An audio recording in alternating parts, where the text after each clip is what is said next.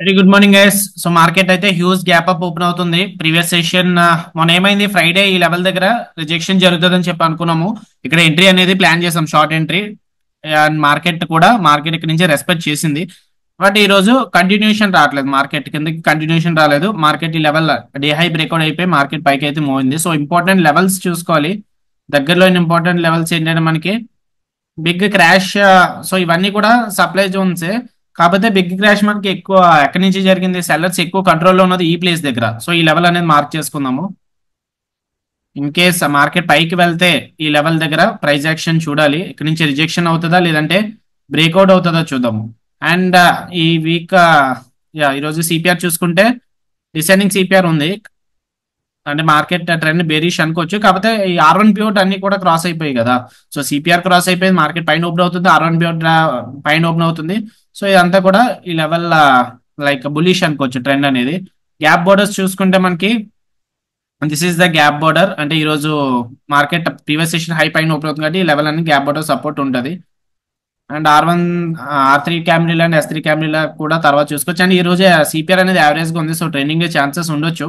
So long entry plan చేయాలంటే ఈ level breakout అవ్వాలి. ఈ జోన్ బ్రేక్అవుట్ అయితే లాంగ్ ఎంట్రీ ప్లాన్ చేస్తాను. కాకపోతే మార్కెట్ కొంచెం దూరంగా ఓపెన్ అవుతుంది కాబట్టి ఫస్ట్ రిజెక్షన్ జరిగి ఆ తర్వాత పైకి వెళ్తుంది అనుకుంటున్నాను. Okay, not 100% correct. లేదంటే మార్కెట్ ఫస్ట్ క్యాండిల్ నుంచి ఎప్పుడైతే గ్యాప్ అప్ ఓపెన్ అవుతుందో ఏమవుతుంది జనరల్ గా, మీరే కనుక ఈ పొజిషన్ లో ఉంటే ఏం చేస్తారు చూడండి. ఇన్ కేస్ మీరు లాంగ్ ఎంట్రీ ప్లాన్ చేసి వదిలేశారు అనుకుందాం, weekend market gap up open అవుతుంది, వార్ అనేది కొంచెం న్యూస్ ఎఫెక్ట్ అనేది తగ్గుతుంది అనుకొని మీరు ఎంట్రీ తీసుకున్నారు. ఏం చేస్తారు, ఇంత పెద్ద గ్యాప్ అప్ అయిన తర్వాత ప్రాఫిట్ బుకింగ్ చేసుకుంటారు కదా. సో బయింగ్ చేసుకున్నారు ఇక్కడ. సో ఇక్కడ మనకి ఏం చేస్తాము, సెల్ చేస్తాం మార్కెట్. సో సెల్ చేస్తే ఏమవుతుంది, ఆటోమేటిక్ గా మార్కెట్ అనేది ఫాల్ అవుతుంది. సో ప్రాఫిట్ బుకింగ్ జరిగినప్పుడు అందుకే మార్కెట్ అనేది రివర్సల్ అవుతుంది. So trend in case reversal అయితే ఈ లెవెల్ అనేది గ్యాప్ బార్డర్ కాబట్టి ఇక్కడ నుంచి సపోర్ట్ జరగవచ్చు, లేదంటే R3 క్యామిల్ నుంచి జరగవచ్చు. Anything happen. మళ్ళీ ఒక్కొక్కసారి సిపిఆర్ నుంచి కూడా జరగవచ్చు. బట్ సిపిఆర్ ఈ రోజు అంత ఏమి ఇంపార్టెంట్ కాదు, ఎందుకంటే వైడ్ కాదు కాబట్టి. లేదు ట్రెండ్ కంటిన్యూషన్ ఇంకా మార్కెట్ న్యూస్ బాగుండి పైకి వెళ్తే మార్కెట్ ఇష్టం ఎట్ సైడ్ మూవ్ అవుతుంది అన్నది. సో మనం జస్ట్ ఫాలో అవ్వాలి మార్కెట్ ని అంతే. ఇన్ కేస్ ఈ లెవెల్ జోన్ బ్రేక్అవుట్ ఇస్తే టెక్నికల్స్ పరంగా ఈ లెవెల్ బ్రేక్అవుట్ అయిన తర్వాత లాంగ్ ఎంట్రీ అనేది ప్లాన్ చేయొచ్చు. Okay, so coming about Sensex. So left లో చూస్తుంది మీరు నిఫ్టీ చార్ట్, రైట్ లో సెన్సెక్స్ చార్ట్ ఉంది. సో ఫస్ట్ ఈ లెవెల్స్ అన్ని కూడా ఒకసారి ఇగ్నోర్ చేద్దాము. సో సెన్సెక్స్ కూడా మార్కెట్ గ్యాప్ అప్ ఉంటుంది. ఈ లెవెల్ మొన్నటి హై ఉంది కదా, ఫ్రైడే హై, ఇది gap border. And then same supply zone ఎక్కడ ఉందో చూడండి సెన్సెక్స్ లో కూడా. Yeah, so this is the important supply zone. But immediate గా క్రాష్ ఏం జరగలేదు ఈ లెవెల్ దగ్గర నుంచి. కొంచెం అంటే బిగ్ క్రాష్ లైక్ నిఫ్టీ ఏం జరగలేదు. నిఫ్టీలో ఎక్కువ ఫాల్ జరిగింది రాదర్ దాన్ సెన్సెక్స్. నిఫ్టీలో ఎక్కువ ఫాల్ జరిగింది, నిఫ్టీ అయితే ఎక్కువ ఇంపార్టెంట్. ఆఫ్ కోర్స్ మనం లెవెల్స్ అనేవి మార్క్ చేసుకోవాలి కాబట్టి ఈ లెవెల్ అనేది సెల్లర్స్ ఇక్కడ నుంచి ఉన్నారు. రెడ్ లైన్ అయితే మార్క్ చేసుకున్నాం. నెక్స్ట్ ఇంపార్టెంట్ రెసిస్టెన్స్ ఏంటంటే చూడండి, బిగ్ ఇమీడియట్ క్రాష్ ఎక్కడ జరిగింది ఈ లెవెల్స్ లో మనకి. ఈ లెవెల్ ఈ డే జరిగింది 8th మే మార్కెట్ సెన్సెక్స్ లో 8th మే అనేది కొంచెం ఇంపార్టెంట్ రిజెక్షన్ అనేది జరిగింది. So this will be the supply zone.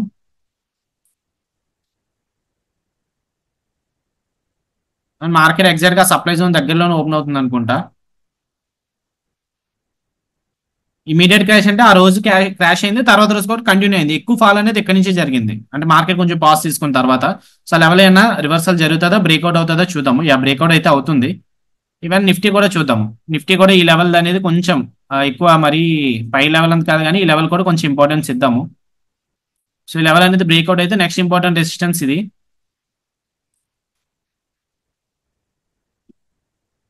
అందరూ కూడా లాంగ్ ఎంట్రీస్ ప్లాన్ చేసేస్తూ ఉంటారు ఎప్పుడైనా గ్యాప్ అప్ అయిన తర్వాత ఫస్ట్ క్యాండిల్ గ్రీన్ క్యాండిల్ అయితే. బట్ ఈ రోజు రివర్సల్ ఎక్స్పెక్ట్ చేయొచ్చా అంటే రివర్సల్ కంటే కూడా ట్రెండ్ కంటిన్యూషన్ కూడా ఎక్స్పెక్ట్ చేయొచ్చు, ఎందుకంటే సిపిఆర్ అనేది కొంచెం యావరేజ్ గానే ఉంది కాబట్టి. అనేది సప్లై జోన్ సెన్సెక్స్ కి. జోన్ చూసుకుంటే మనకి ఆల్మోస్ట్ వెయిట్ వెల్ సరిగ్గా మార్క్ చేయలేదు అనుకుంటా. So this is the supply zone. And zone కింద మార్క్ చేసుకుంటే అంటే జోన్ అనేది ఇంపార్టెంట్ కదా.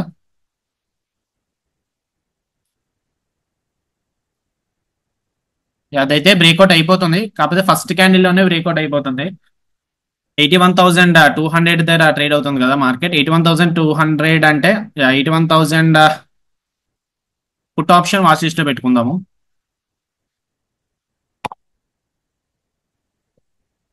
మరల్స్ 81,100 పుట్ ఆప్షన్ కూడా వాచ్ లిస్ట్ లో పెట్టుకుందాం. సెన్సెక్స్ 81,100 పుట్ ఆప్షన్ 340 దగ్గర రన్ అవుతుంది. ఇన్కేస్ బుల్లిష్ అయినా క్లోజ్ అయితే అప్పుడు లాంగ్ ఎంట్రీ ప్లాన్ చేద్దాం. కాకపోతే మనం చూసుకోవాల్సింది ఇక్కడ నిఫ్టీ ఇంకా రిజెక్షన్ దగ్గర ఉంది, సప్లై జోన్. అది కూడా బ్రేక్అవుట్ అయితే హై ప్రాబిలిటీ మార్కెట్ పైకి వెళ్ళడానికి. సెన్సెక్స్ లో చెప్పాను కదా, ఈ లెవెల్ కంటే ఈ లెవెల్ ఎక్కువ ఇంపార్టెంట్ అని. సో సెన్సెక్స్ కొంచెం పర్వాలేదు, కానీ ద పాయింట్ ఏంటంటే స్టాప్ లాస్ మళ్ళీ పెద్దది అయిపోతుందేమో అనుకుంటున్నాను. ఈ లెవెల్ ఇక్కడ క్లోజ్ అయినా మోర్ దాన్ ఈ లెవెల్ కింద పెట్టుకోవాలి అకార్డింగ్ టు ప్రాపర్ అనాలిసిస్ అయితే. కానీ అంత ఏం అవసరం లేదు, జస్ట్ ఇది కూడా జోనే కాబట్టి దీని కింద పెట్టుకోవచ్చు. 200 పాయింట్స్ అలా వస్తుంది, 80 పాయింట్స్ అలా పెట్టుకుందాము. కాకపోతే ఫస్ట్ అయితే క్లోజ్ అవనివ్వండి, క్యాండిల్ ఇంకా 2 minutes ఉంది. సో 305 దగ్గర ఉంది, ఒక 40 క్వాంటిటీస్ ప్లాన్ చేస్తున్నాను. 310 దగ్గర రన్ అవుతుంది.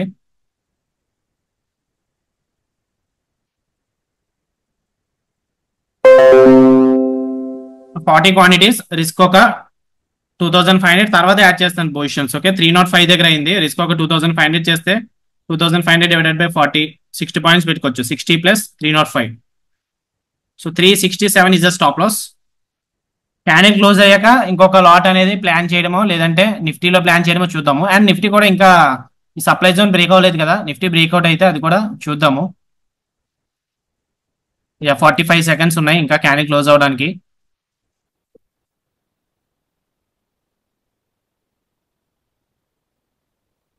ఓకే, ఇప్పుడు ఇంకొక 20 క్వాంటిటీస్ ప్లాన్ చేస్తున్నాను. సో టోటల్ 60 క్వాంటిటీస్ తీసుకున్నాను. యావరేజ్ అయితే మనకి 306 అయ్యింది. రిస్క్ ఈసారి 5,000 చేసుకుంటున్నాను. ఓకే, 5,000 డివైడెడ్ బై 60 అంటే ఒక 80 పాయింట్స్ పెట్టుకోవచ్చు. 80 plus 306, so 390 is the stop loss. So risk ఇందులో 5,000 చేస్తున్నాను. తర్వాత ట్రైన్ ఆసైన్ అయితే అప్పుడు ఏమైనా తగ్గించుకుంటాను రిస్క్. ఇప్పుడైతే 5,000 చేస్తున్నాను. ఆల్మోస్ట్ ప్రాఫిట్ అయితే 1,500 1,700 రన్ అవుతుంది. ఈ లెవెల్ నిఫ్టీ కూడా బ్రేక్అవుట్ అయితే కొంచెం హై ప్రాబిలిటీ మార్కెట్ వెళ్ళడానికి. So risk reward according to spot chart చూసుకుందాము. లైక్ ఎంట్రీ ఇక్కడ తీసుకున్నాం కదా, stop loss below this entry candle పెద్దది అయిపోతుంది. బిలో R3 క్యాండిల్ అన్న ఒక 200 పాయింట్స్ అలా అనుకుందాము. 220 అకార్డింగ్ టు స్పాట్ చార్ట్ చెప్తున్నాను అంతే. సో 440 పాయింట్స్ వరకు వెయిట్ చేయాలి. 440 అంటే నెక్స్ట్ పివోట్ కానీ లేదంటే ఈ లెవెల్ 81,700 వరకు కూడా వస్తుంది. So green is the target, red is the ఈ లెవెల్ కిందకు వస్తే స్టాప్ లాస్ హిట్ అవుతుంది. అండ్ ఈవెన్ ఒక్కొక్కసారి మార్కెట్ ప్రీమియమ్స్ వల్ల ముందే హిట్ అవ్వచ్చు స్టాప్ లాస్ ఈ లెవెల్ కిందకి రాకపోయినా. అకార్డింగ్ టు స్పాట్ చార్ట్ నేను చెప్తున్నాను. జనరల్ గా మీరు నెక్స్ట్ టైం ఇలాంటి ఆపర్చునిటీ వచ్చినప్పుడు ఎంట్రీ స్టాప్ లాస్ ఎలా ప్లాన్ చేసుకోవాలనేది చెప్తున్నాను. సో చూద్దాం ఏమవుతుందో. ప్రెసెంట్ 1,500 ప్రాఫిట్ వరకు అయితే రన్ అవుతుంది.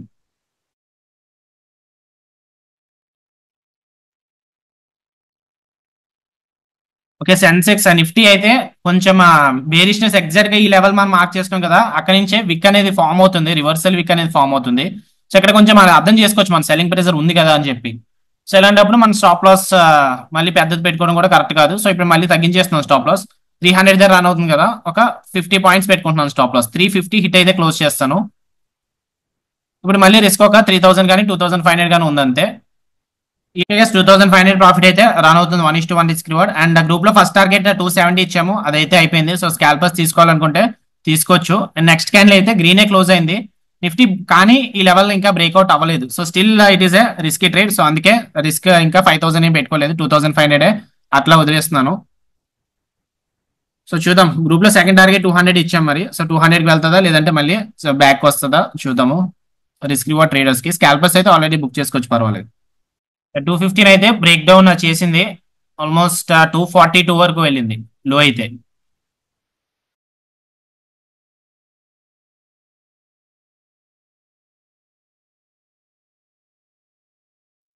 ఓకే, నిఫ్టీ అయితే బ్రేక్అవుట్ అయిపోయింది, బట్ బ్యాక్ టు బ్యాక్ మళ్ళీ బులిష్ క్యాండిల్స్.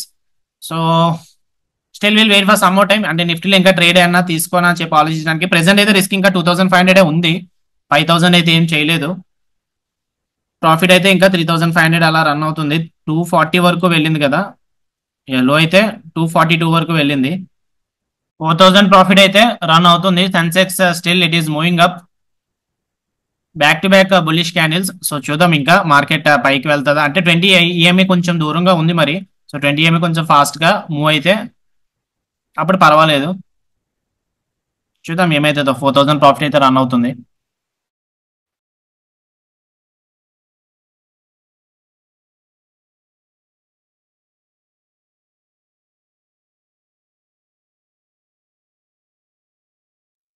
కేస్ 5000 ప్రాఫిట్ అయితే హిట్ అయిపోయింది. కాకపోతే మనకి టార్గెట్ ఈ లెవెల్ అనుకున్నాం కదా, ఈ లెవెల్ అయితే ఇంకా హిట్ అవ్వలేదు. సో వెయిట్ చేస్తాను. స్టాప్ లాస్ కాస్ట్ పెట్టుకున్నా అని చెప్పి ఆలోచిస్తున్నాను. ఆల్రెడీ 5000 వచ్చింది కాబట్టి 306 కదా ఎంట్రీ పాయింట్. సో పర్వాలేదు, 100 పాయింట్స్ గ్యాప్ ఉంది కాబట్టి. సో ఈసారి స్టాప్ లాస్ కాస్ట్ పెట్టుకొని హోల్డ్ చేస్తున్నాను, trailing stop loss. So in case మనకి గ్రూప్ లో సెకండ్ టార్గెట్ అయితే 200 ఇచ్చాము. సో మీకు కూడా ఎగ్జిట్ అవుతాను, ఎందుకు 5000 రిస్క్ చేయడము, మళ్ళీ వచ్చిన ప్రాఫిట్ రావడం అనిపిస్తే అప్పుడు మీరు కూడా ఎగ్జిట్ అయిపోవచ్చు. ఓకే, నేనైతే పర్వాలేదు ఈ రోజు యావరేజ్ సిపిఐ రోజు ఇలాంటి రిస్క్ అయితే తీసుకుంటాను.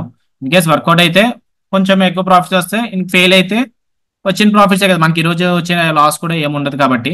సో రిస్క్ తీసుకోవాలా లేదంటే ఎగ్జిట్ అవుతారా అనేది మీ మీద డిపెండ్ అవుతుంది. ఓకే, సో నేను కూడా ఎగ్జిట్ అయిపోతాను. ఈ లెవెల్ ఆల్మోస్ట్ ఇంకా పైకి వెళ్తుంది అనుకుంటున్నాను. అంటే మార్కెట్ మన ఆప్షన్ బయింగ్ తీసుకొని ఉంటే ఎక్కువ ప్రాఫిట్స్ వద్దును. సో ఇలాంటి డేస్ ఆప్షన్ బయింగ్ అనేది కొంచెం ఎక్కువ ప్రాఫిట్స్ వస్తాయి. బట్ మనం ఆప్షన్ సెల్లింగ్ తీసుకున్నాం కదా, రిస్క్ అనేది రివార్డ్ అనేది లిమిట్ గా ఉంటుంది. అండ్ ఈ రోజు ఎక్స్పైరీ కాదు, ఈ రోజు ఎక్స్పైరీ అయితే 200 పాయింట్స్ కోసం కూడా వెయిట్ చేద్దామేమో. ఈ రోజు ఎక్స్పైరీ కాదు, రేపు ఎక్స్పైరీ. సో ఏం చేస్తానంటే 6000 రన్ అవుతుంది కదా, ఒక ట్రయల్ చేసుకుందాము, ఒక 1000 రూపీస్ ట్రయల్ చేసుకుందాము. 205 దగ్గర 6000 రన్ అవుతుంది. 1000 divided by 60 plus 205. Okay, 220 is the stop loss. So 220 వస్తే క్లోజ్ చేస్తాను. 6500 అలా రన్ అవుతుంది ఇప్పుడు. ఇన్ కేస్ 220 హిట్ అయితే 5000 ప్రాఫిట్ తో క్లోజ్ చేస్తాము. అండ్ చెప్పాను కదా, R4 క్యామెరా, R4 పివోట్ అనేది లాస్ట్ పివోట్, డైలీ పివోట్స్ లో లాస్ట్ పివోట్ ఇంకా. సో అది కూడా బ్రేక్అవుట్ అయ్యి మార్కెట్ పైకి వెళ్తాదా అంటే మోస్ట్ కేసెస్ లో, నేను చెప్తుంది వెళ్దాను కదా, వెళ్ళొచ్చు, కానీ మోస్ట్ కేసెస్ లో అదైతే కొంచెం like we can consider it as risky ఇంకా హోల్డ్ చేయడం ఆర్ ఫోర్ డైలీ పివోట్ తర్వాత కూడా. ఏమో మనకి టార్గెట్ ఈ లెవెల్ అనుకున్నాం కాబట్టి దానికోసం ఇంకా వెయిట్ చేస్తున్నాను. అకార్డింగ్ టు స్పాట్ చార్ట్ ఇంకా హిట్ అవ్వలేదు కాబట్టి ఆ గట్ ఫీలింగ్ తో వెయిట్ చేస్తున్నాను. R4 నుంచి రివర్స్ అయితే అవనివ్వండి, నాట్ అన్ ఇష్యూ. H2 కూడా అయిపోయింది. According to spot chart almost ఈ లెవెల్ అనేది హిట్ అయిపోయింది. సో 6500 ప్రాఫిట్ వస్తుంది. 199 200 దగ్గర ఇక్కడ క్లోజ్ చేస్తే. సో నేను ఒక 80 క్వాంటిటీస్ ప్లాన్ చేయాల్సింది. 80 క్వాంటిటీస్ ప్లాన్ చేస్తుంటే ఇంకొక 2000 అంతా వద్దును, 8500 అలా అవుతును. ఒక పని చేస్తాను, 7500 వస్తే క్లోజ్ చేస్తాను, లేదంటే 5000 ప్రాఫిట్ వచ్చినప్పుడు క్లోజ్ చేస్తాను. ఎందుకంటే మనకి రిమైనింగ్ ఎక్స్ట్రా 2500 ఏముందో ఇన్ కేస్ మన వర్కౌట్ అయితే అది తర్వాత డేస్, కమింగ్ డేస్ కి వర్కౌట్ అవుతుంది కదా, యూజ్ అవుతుంది కదా. ఈ లెవెల్ అయితే బ్రేక్అవుట్ టచ్ అయిపోయింది, టార్గెట్ అనేది టచ్ అయిపోయింది. ఆప్షన్ బయింగ్ ఇన్ కేస్ మనం ప్లాన్ చేస్తుంటే సేమ్ ఎంట్రీ 81,260 అనేది ఏటీఎం కదా, 81,300 అనేది ఏటీఎం అవుతుంది. ఆల్మోస్ట్ ఫస్ట్ క్యాండిల్ క్లోజ్ ఎక్కడ 270 దగ్గర అయింది. సో 400 పాయింట్స్ అయితే వచ్చింది మనకి. ఆల్మోస్ట్ 400 పాయింట్స్ ప్రాఫిట్ అయితే వద్దు ఆప్షన్ బయింగ్ లో, same strategy. So option buying తక్కువేం కాదు, ఆప్షన్ బయింగ్ కూడా అడ్వాంటేజ్ ఉంటుంది. కాకపోతే ఏంటంటే ఎక్కువ హోల్డ్ చేసుకుని అంత ఏం ఉండదు, లైక్ మీకు అంత గట్ ఫీలింగ్ అనేది ఉండదు. వేరే ఆప్షన్ సెల్లింగ్ ఏంటనుకోండి, ఫర్ సపోజ్ ఎగ్జాంపుల్ ఎక్స్పైరీ రోజు చెప్తున్నాను నేను, ఎక్స్పైరీ అనుకోండి ఈ రోజు. సో ఈ 200 అనుకుందాము, ఈ 200 కూడా 0 వరకు హోల్డ్ చేయొచ్చు. అండ్ మార్కెట్ సైడ్ వేస్ గా ఉన్నా, లేదంటే మార్కెట్ ట్రెండింగ్ గా ఉన్నా మనకి టార్గెట్ హిట్ అయినా మనకి ప్రాఫిట్ అనేది వస్తుంది. ఆప్షన్ బయింగ్ లో ఏంటంటే ఇలాంటి మూమెంటం రావాలి, స్ట్రాంగ్ మూమెంటం. చూడండి మనం ఎంట్రీ తీసుకునే నుంచి back to back green bars, red bars ఎన్ని ఉన్నాయి, రెండే ఉన్నాయి. సో ఇలాంటి మూమెంటం వస్తేనే మనకి ఇంత ప్రాఫిట్ అనేది వస్తుంది. లైక్ ఆల్మోస్ట్ 400 పాయింట్స్ దగ్గరగా వచ్చింది కదా, 400-500 పాయింట్స్ అనేది వస్తుంది. సో 7000 ప్రాఫిట్ అయితే రన్ అవుతుంది. 7300 రావాలంటే 180 అనుకుంటా, 7500 రావాలంటే. బేరిష్ క్యాండిల్ స్ట్రాంగ్ గా వస్తుంది. సో ఈ లెవెల్ కిందకి ట్రైలింగ్ స్టాప్ లాస్ 5000 పెట్టినాం కదా, 5000 హిట్ అయితే క్లోజ్ చేస్తాను, లేదంటే 180 వస్తే క్లోజ్ చేస్తాను. 7500 వస్తుంది అనుకుంటా 180 వస్తే. ఇప్పుడు ప్రెసెంట్ 7000 రన్ అవుతుంది. 220 పెట్టుకున్నాం స్టాప్ లాస్. 220కి వెళ్తుందా 180కి వెళ్తుందా చూద్దాం.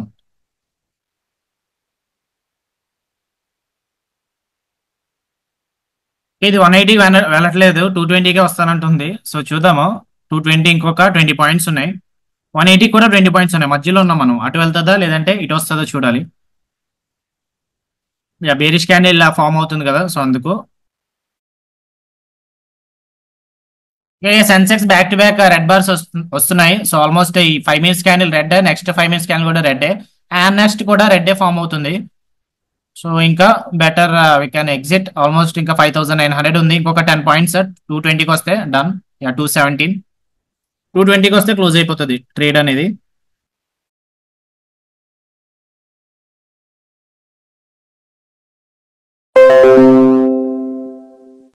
ఓకే గైస్, హిట్ అయిపోయింది. 220 అనేది హిట్ అయిపోయింది. అండ్ ఇంకా ఈ లెవెల్ ఆల్రెడీ టార్గెట్ కూడా హిట్ అయిపోయింది కదా స్పాట్ చార్ట్ ప్రకారం. సో ఇంకా better you can close the day. So మళ్ళీ ఇంకొకసారి చెప్తాను ఎంట్రీ ఎందుకు తీసుకున్నాము. ఈ లెవెల్ సప్లై జోన్, ఈ లెవెల్ బ్రేక్అవుట్ అయితే లాంగ్ ఎంట్రీ ప్లాన్ చేద్దాం. కాకపోతే ఈ లెవెల్ నిఫ్టీ అండ్ సెన్సెక్స్ రెండింటిలో కూడా ఈ జోన్ అనేది ఇంపార్టెంట్. సెన్సెక్స్ లో అంత ఇంపార్టెంట్ ఏం కాదు. సెన్సెక్స్ లో ఈ జోన్ ఇంపార్టెంట్, నిఫ్టీలో ఈ జోన్ అయితే ఇంపార్టెంట్. సో ఆ లెవెల్ బ్రేక్అవుట్ అయితే లాంగ్ ఎంట్రీ ప్లాన్ చేద్దాం అంటున్నా నిఫ్టీలో. కాకపోతే సెన్సెక్స్ లోనే ఫాస్ట్ గా ఈ జోన్ అనేది, ఈ జోన్ అండ్ ఈ జోన్ కూడా బ్రేక్అవుట్ అయిపోయింది. ఎంట్రీ ఇక్కడ తీసుకున్నాము. Stop loss below it, take profit అయితే 1:2 ఇక్కడ వరకు ప్లాన్ చేసుకున్నాం. ఆల్రెడీ 6500 దగ్గర క్లోజ్ చేయాలి. కాకపోతే ఇంకా ట్రయల్ చేసుకుందాం అని చెప్పి 1500 రిస్క్ చేసాము. సో 5000 దగ్గర క్లోజ్ అయితే అయిపోయింది. So done for the day. See you in the next session tomorrow. By.